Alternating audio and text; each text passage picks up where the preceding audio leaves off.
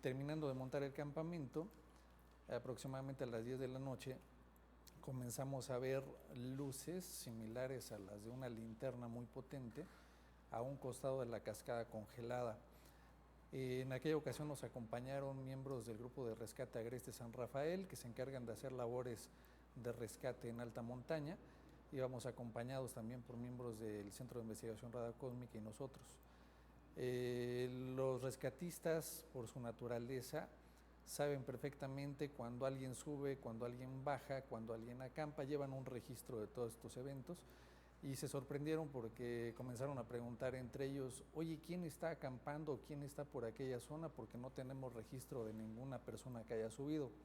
Hola, muchas gracias por estar aquí de nuevo. Vamos a poner la última parte de estas entrevistas que hice ya hace 12 años con diferentes rescatistas, investigadores que tuvieron una experiencia muy extraña en el volcán Iztaccíhuatl en México. Quiero agradecer, cada vez somos más en este lugar y creo que mucha gente está disfrutando del material.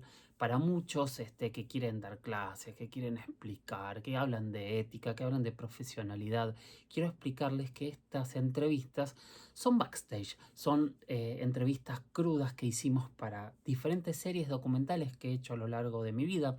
Estas que están viendo ahora son parte de la serie Contacto Extraterrestre, de la cual salieron fragmentos muy cortitos de 10, 20, 30 segundos mostrando la historia entre todos y un poco la idea es mostrar después de 12 años, como les digo, las entrevistas crudas, que es material que yo tenía guardado para mí, que nunca se vio completo y para que aquel que le interese el tema pueda verlo en detalle y pueda conocer realmente qué fue lo que contaron cada uno de estos testigos de manera completa. Quien quiera ver las imágenes no las voy a poner aquí, pueden buscar la serie, en la serie están las imágenes de las que hablan y también ahí va a estar editado. Para el que le guste verlo editado, esta es una sección que se llama entrevistas para sentarse y escuchar y que la idea es que no estén editados, que puedan tener un material de una manera que hasta hoy creo que prácticamente muy poca gente ha visto. Si les interesa en esta sección entrevistas para sentarse y escuchar, yo creo que ya he subido más de 70 entrevistas de este estilo con algunos de los testigos y de los investigadores más importantes del planeta. Así que les recomiendo a quien le interesa que vaya buscando y lo siga. Dentro del canal, para quien es nuevo, también hay un podcast que se llama La Huella OVNI, que tiene que ver también con esto. Por un lado, es un planteo de no creer en verdades absolutas, o sea, la gente hace preguntas que yo intento responder, dando contexto para que cada uno pueda sacar sus propias conclusiones. También hay otra sección que se llama Encuentros cercanos, en donde entrevisto a muchos de los investigadores más importantes para conocer quiénes son, cómo empezaron a investigar, qué es lo que hacen. Y bueno, un poco esto es el canal. Bienvenidos a los nuevos, gracias a todos los que están hace tanto tiempo y ojalá puedan disfrutar de este espacio. La idea de este espacio es disfrutar, no es plantear verdades absolutas, es mostrar todo lo que hice. Son más de 5.000 entrevistas que hice en mi vida, todo lo que hice para que de alguna manera todo ese conocimiento que a mí me llegó a través de estas entrevistas pueda llegarles a ustedes también. Sepan que es un trabajo profesional para el que tiene dudas, que es un trabajo con mucho respeto y con un acercamiento muy objetivo al fenómeno ovni y a los misterios en general. Lo que yo trato de plantear es poner las historias para que cada uno la escuche. Yo no estoy diciendo ni que sean verdad ni que sean mentiras. O sea, eso se los dejo a cada uno de ustedes. Bueno, los dejo entonces con la última entrevista y perdón si me extendí mucho. Pongan seguir, comenten, recomienden el canal, sigamos creciendo porque esa va a ser la manera en que los criterios se amplíen cada vez más. Gracias y vamos con la entrevista. Dime tu nombre completo, por favor, como quieras aparecer y cómo te presentamos. Ok, Arturo Sarabia García, director del grupo Zadkiel 7 de investigación OVNI. Bien. ¿Vos me cortás si me decís? Yo digo si para la señora, bien. Para que se va bien. Ahí se fueron. Bueno, lo primero que te pido es que me cuentes toda la historia tú, voy a tratar de no interrumpirte, como si yo fuese un niño de 5 años. Ok, ¿qué, con antecedentes o directo a la historia? No con antecedentes de otros días, desde que empezaron. No, sí, o sea, de por qué subimos o cuestiones por el estilo. No, porque subieron. No me interesan tanto los porqués, Ok, me interesa perfecto. el cómo. Ok, O sea, correcto. dónde se juntaron, cuántos eran, Ok, cuál era el plan. perfecto, muy bien. ¿Ya ¿Cuánto tiempo? empezamos? Sí. Ok, el 1 de diciembre, perdón, del 2012, subimos un grupo de 10 personas a la zona conocida como la Cascada Congelada. Esto se encuentra en las faldas del volcán Iztaccíhuatl, y el motivo por el que subimos es porque acudimos a hacer una investigación de campo acerca de algunos videos que habían grabado cámaras de Televisa y del Centro Nacional de Prevención de Desastres, donde apareció un objeto cilíndrico sobrevolando la zona, y un tercer video que grabó un compañero de nuestro equipo, Marco Antonio Rodríguez, que nos motivó a subir a ver qué estaba sucediendo en aquel lugar. Llegamos alrededor de las 8 de la noche, terminamos de montar el campamento aproximadamente a las 9 de la noche, ya estaba prácticamente oscurecido en su totalidad, y terminando de montar el campamento, aproximadamente a las 10 de la noche, comenzamos a ver luces similares a las de una linterna muy potente a un costado de la cascada congelada. En aquella ocasión nos acompañaron miembros del grupo de rescate Agreste San Rafael, que se encargan de hacer labores de rescate en alta montaña. Íbamos acompañados también por miembros del Centro de Investigación Radiocósmica y nosotros. Los rescatistas, por su naturaleza, saben perfectamente cuando alguien sube, cuando alguien baja, cuando alguien acampa, llevan un registro de todos estos eventos, y se sorprendieron porque comenzaron a preguntar entre ellos: oye, ¿quién está acampando? ¿Quién está por aquella zona? Porque no tenemos registro de ninguna persona que haya subido. Como las luces continuaban, era una especie de luz intermitente, encendía, apagaba, encendía, apagaba. Decidieron ir a investigar de quién se trataba, y acompañamos varios integrantes del grupo a los rescatistas buscando a ver de cuál era la fuente de esta luz. Cuando íbamos en camino hacia la cascada congelada, habríamos caminado unos 10 metros cuando se comenzaron a escuchar sonidos similares a gritos.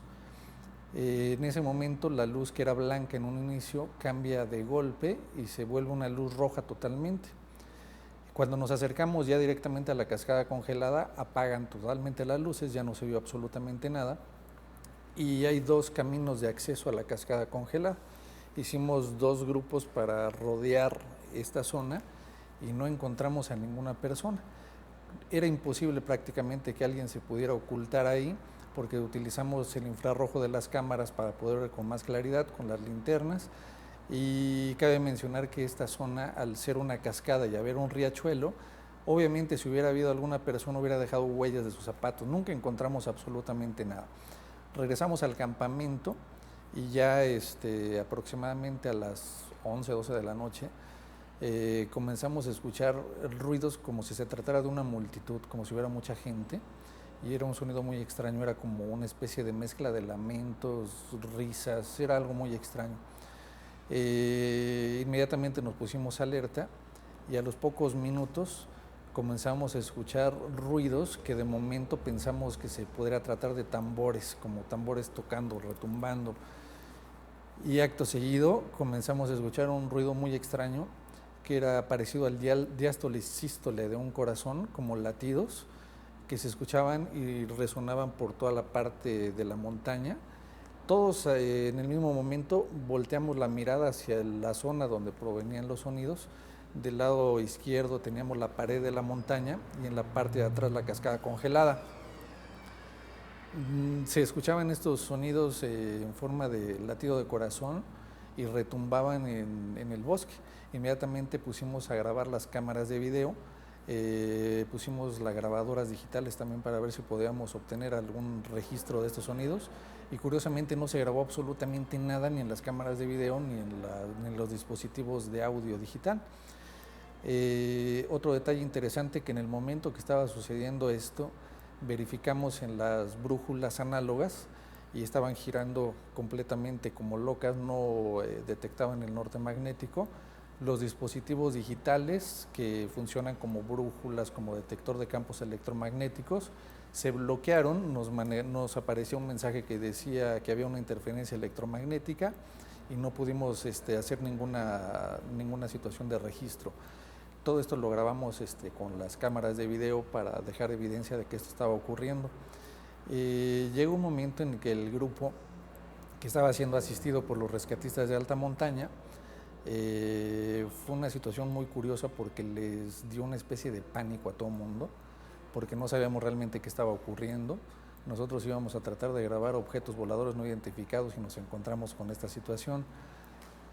Uno de los rescatistas, Marco también se llama, se pensó en voz alta y llegó a hacer el comentario de ¿qué demonios estoy haciendo aquí, no? Dice, ¿qué estoy haciendo aquí? En realidad esto es poner en riesgo mi vida, algo está pasando.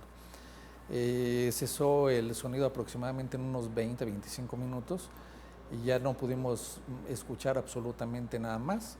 Fue hasta las 6 de la mañana del día siguiente, del 2 de diciembre de 2012, cuando logramos grabar en video 2 objetos azules volando a gran velocidad del Iztaccíhuatl hacia el cráter del volcán Popocatépetl, y tuvimos que bajar en descenso de la montaña en una caminata que nos llevó aproximadamente 6 horas, y serían alrededor de las 11 de la mañana cuando pudimos detectar un objeto triangular enorme que se encontraba estacionado sobre el volcán Iztaccíhuatl.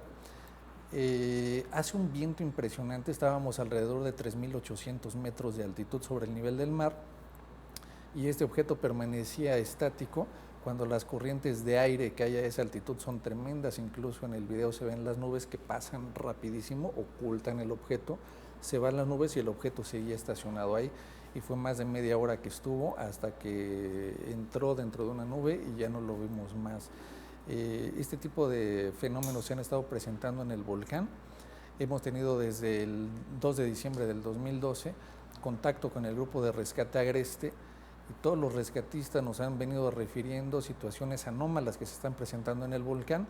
La mayoría de estos rescatistas ya han reportado encuentro con este tipo de seres, que todos los refieren curiosamente de la misma naturaleza, no más de 1,5 metros de estatura, y que generalmente los encuentran en la noche en las caminatas que hacen el grupo de rescate, corriendo entre los árboles. Hay registros por ahí también de un posible aterrizaje, que tenemos por ahí también el material, de un objeto que medía más de 1 kilómetro de extensión y que dejó grabadas sus marcas en el suelo. Son varios anillos concéntricos, cada anillo tiene una separación de 2 metros entre cada uno de ellos, y el círculo mayor tiene 1 kilómetro de distancia. En realidad allá en el volcán están sucediendo cosas muy extrañas. Estamos por regresar y vamos a seguir tratando de documentar lo que podamos. Cuéntame cómo fue el ascenso, en qué iban, qué pasó. El ascenso. Más en primera persona. Perfecto, y muy es bien. lo que tenemos que lograr. Ok, está Así que perfecto. por eso quiero que me cuentes toda la dificultad que tuvieron para llegar y cómo fue todo esto. Correcto. Tus sensaciones y tus sentimientos mientras iban ocurriendo estas cosas extrañas. ¿Vamos? Estamos grabando. Bueno, ¿cómo fue el ascenso? El ascenso al volcán fue muy complicado porque estamos rodeados de delincuencia, desgraciadamente, en esa zona del volcán. El gobierno municipal de Tlalmanalco nos apoyó por parte del presidente municipal para que nos acompañaran policías de Tlalmanalco, nos acompañó gente de protección civil y nos facilitaron vehículos de la misma policía municipal para hacer el ascenso. Es un camino de bastantes dificultades, aún para vehículos 4x4. De hecho, subimos en 2 vehículos, uno de ellos se quedó a la mitad del camino, se descompuso y fue terrible porque tuvimos que cargar todo el equipo que llevábamos y caminar montaña arriba. Y la realidad es de que estamos en una situación de climas extremísimos. La zona en la que acampamos se conoce como la Cascada Congelada y precisamente tiene su nombre de esa parte porque cae una cascada, y es tal el grado de frío que hace en esa parte del volcán que el agua de la cascada se congela en la madrugada. Montamos el campamento y a los 15 minutos las tiendas de campaña parecían iglús, estaban cubiertas completamente de hielo, de nieve. Nosotros en realidad pensábamos llegar a grabar algún objeto sin saber obviamente que se fuera a presentar. Esto es muy subjetivo, pero la realidad es de que nos encontramos con cosas que nunca nos esperamos. Y para ser franco, son situaciones a las que uno no está preparado. La gente de montaña que está acostumbrada a hacer caminatas nocturnas, que hace rescates de alpinistas en situaciones de peligro, fueron parte de esta especie de histeria, porque en realidad fue una situación que solamente viviéndola se puede entender. Temimos en un momento dado por nuestra integridad física, porque en esta zona de la cascada congelada es una zona que se conoce como zona de silencio, donde montamos el campamento. No hay señal de teléfono, no hay señal de internet, no hay señal ni de radio. Nos monitorearon desde la base del rescate Agreste hasta donde dio la señal de radio, pero en donde acampamos ya no teníamos contacto absolutamente con nadie. Y parte del nervio que se vivió en esa ocasión fue precisamente de que estábamos completamente solos, y si algo hubiera sucedido no hubiéramos tenido posibilidad de avisarle a nadie. Y estábamos en una situación en que nada más había una camioneta disponible, no habría forma de haber salido de ahí. Entonces tuvimos que estar presenciando todos estos eventos que se dieron en esa madrugada, y estábamos completamente solos, no había nada más. ¿Cuándo viste las luces por primera vez? Y descríbelas por favor todo lo que puedas. Las luces las vimos alrededor de las 10 de la noche, cuando habíamos terminado de montar el campamento. Prácticamente fue de inmediato y se vieron al fondo. El campamento estaba en dirección hacia la laguna de Nahualac, y la cascada congelada nos quedaba un poco hacia la espalda del lado izquierdo, y del lado derecho de la cascada se comenzaron a ver las luces. Nosotros pensamos que eran alpinistas o que era alguien que estaba acampando por ahí, porque eran similares a las luces de unas lámparas, pero lámparas muy grandes, y eran completamente blancas. La luz se encendía entre los árboles y quedaba fija, y de repente se apagaba. Volvía a encender y volvió a apagar, y así estuvo haciendo la operación como si nos estuvieran haciendo señales. ¿Quién fue el primero en verlas y cómo reaccionó? El primero que las vio fue un miembro del grupo de rescate Agreste, y fue cuando hizo la indicación de quién está acampando en la zona de la cascada congelada. Y la sorpresa del grupo Agreste fue que ellos no tenían registro de absolutamente ninguna persona que se encontrara en la montaña. Entonces de ahí fue la intención de decir, pues vamos a ver de quién se trata, un poquito por la situación que refería de la delincuencia, que de repente hay muchos casos de asaltos por aquella zona, aunque se hacía muy poco probable, porque te refiero que estábamos aproximadamente a 3.800 metros de altitud sobre el nivel del mar, en una zona en la que te congelas. Si te separas medio metro de la fogata que teníamos, te congelas y puedes morir de hipotermia. Entonces, para que alguien estuviera escondido o agazapado en una zona sin ningún tipo de protección, pues era muy poco probable. Aún así, hicimos la caminata para tratar de determinar el grupo de rescate Agreste, porque ellos son los que se encargados de resguardar la seguridad de la gente que sube a la montaña. Entonces, a iniciativa de ellos, dijeron, vamos a ver de quién se trata, y nosotros fuimos por nuestra propia voluntad a seguirlos, también un poquito movidos por la curiosidad. Llegamos, cuando nos íbamos aproximados a la zona, fue cuando comenzaron a escucharse estos sonidos, similares a lamentos, a gritos, y es muy curioso porque los sonidos que se escuchaban eran como de la voz de una mujer, como voces de mujer. ¿Qué te pasa en un momento así? En ese momento se te vienen muchas cosas a la cabeza, porque no íbamos a buscar este tipo de fenómeno. En realidad estábamos tratando de grabar un video de algún objeto volador no identificado. Entonces es algo que se sale completamente de lo que tú estabas esperando, es algo completamente distinto. ¿Qué está pasando de seguridad? ¿Qué está bajando la escalera? ¿Desde dónde decimos? ¿Qué te pasa por la cabeza? Ok, lo que pasa por la cabeza en ese momento es muy extraño, porque no estás preparado para lo que se está presentando. Tú ibas buscando grabar un video de un objeto volador no identificado y comienzas a escuchar este tipo de sonidos. Cuando estás en un bosque que está completamente en penumbras, porque todavía no salía la luna, estábamos completamente a oscuras, no podías ver a simple vista más de medio metro de distancia. Veníamos auxiliados con las lámparas de mano, con las cámaras en infrarrojo para poder ver lo que estábamos pisando. Llega un momento en el que ya nos acercamos más hacia la cascada congelada, ya estaríamos aproximadamente unos 20 metros de llegar, y la luz, que de momento era blanca, de repente se torna roja, pero un rojo muy intenso, como si fuera la torreta de una patrulla, muy rojo. Entonces ahí hicimos incluso una pausa involuntaria, como sorprendidos por este cambio de la luminosidad de lo que se estaba viendo en los árboles, y comenzamos a caminar de nuevo hacia la cascada. Nos dividimos en dos grupos para rodearla, en los únicos dos accesos que hay a la cascada, por si alguien salía, poderlo encontrar en el paso. Sin embargo, nosotros rodeamos la cascada congelada, nos volvimos a encontrar y jamás pudimos ver a alguna persona que estuviera por ahí. No quedaron rastros de que hubiera habido alguien, no había marcas de pisadas, cuando es una zona completamente húmeda y es muy fácil que se marquen los pies o los zapatos, ¿no? Regresamos al campamento, posteriormente fue cuando comenzamos a escuchar este ruido similar a tambores y posteriormente similar al latido de un corazón. ¿Qué estabas haciendo en ese instante? En ese instante todos estábamos protegiéndonos del frío porque en realidad estábamos a una temperatura tan fuerte que el agua que llevábamos para beber se congeló. Teníamos que vaciar los hielos prácticamente en una vasija para derretirla en la fogata y poderla tomar porque estaba haciendo un frío impresionante. Caminábamos 2 pasos fuera de la fogata, que era una fogata como de 2 metros de tamaño. Inmediatamente tu cuerpo reaccionaba con un temblor impresionante. Entonces estábamos más preocupados en ese momento por resguardarnos del frío que por otra cosa, aunque las cámaras estaban colocadas alrededor del campamento por si algo se llegaba a presentar.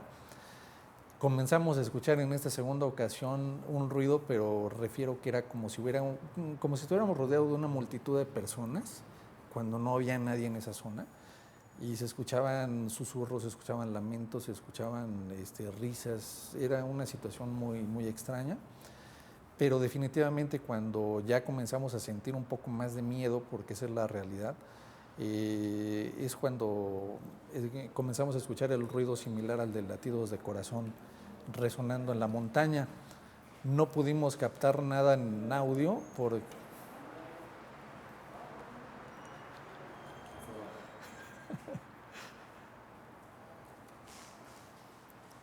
Comenzamos a escuchar estos sonidos similares al latir de un corazón gigante. Era como si latiera el corazón de un gigante y retumbaba en la montaña. Y entonces todos volteamos hacia la misma dirección y tratando de ver de dónde provenía el sonido. Y ya después platicándolo, todo el mundo pensamos que íbamos a presenciar algo, que algo iba a aparecer de repente.